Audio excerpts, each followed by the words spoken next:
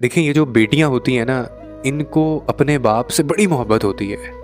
और ये बेटियां ही जानती हैं, ये आपको बेटी ही बता सकती है। और बेटी ही जानती है कि कितनी मोहब्बत है, या बाप जानता है।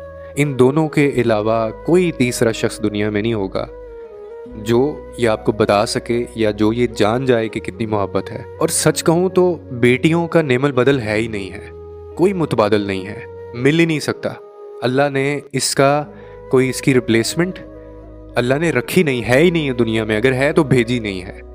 ये हमारा बड़ा अजीब सा माशरा है, मतलब हर वक्त एवं ही बेटा बेटा बेटा बेटा करता रहता है कि बेटी रहमत है और रहमत का सवाल नहीं होता, नेमत का सवाल होगा, रहमत का सवाल नहीं होगा।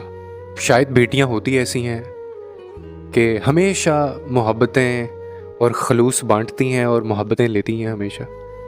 तो इसीलिए ये बेटियों का मैं इसलिए कहता हूँ, इनका ख्याल